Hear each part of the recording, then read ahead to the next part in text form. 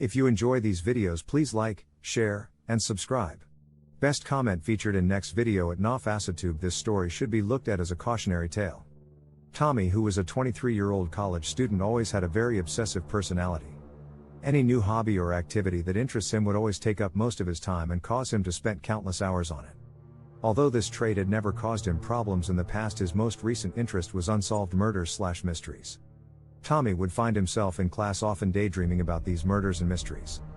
One day after class, he decided after doing his homework he would go to the library and see if he could find any books related to his current interest.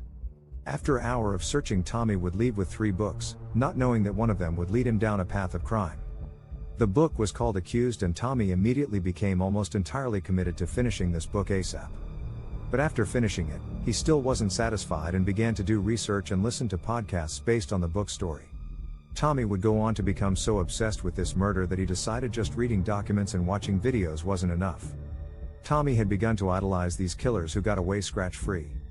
And after a few more days of this, he realizes that the only way to reach true satisfaction would be to kill someone and get away with it.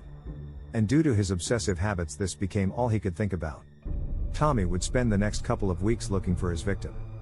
He wanted it to be someone popular around campus so that it would receive a ton of attention. The person he would unfortunately choose was Trina, an aspiring dancer who everyone loved to be around. Tommy then ordered a ski mask, gloves, heavy-duty garbage bags, and bleach. His plan was to dispose of her body and belongings except for her phone. His logic behind this was that once the police find her phone, they will begin to look there for suspects, which would only lead them away from him. And on the morning of January 23, 2021, he made his move.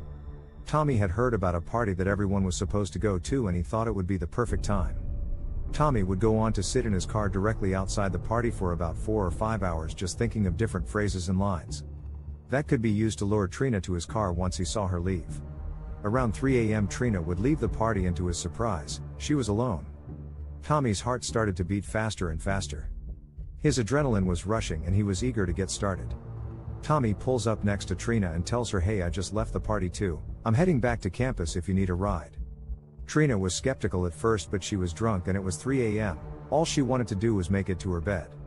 Trina would say, "You're so sweet, thank you. My phone is dead and I lost my keys." Tommy couldn't contain his joy, and with a smile on his face he responded, "No problem, Trina." Trina would then walk up to his car and get in the passenger seat. Tommy then began to drive to the spot he chose to commit this evil deed.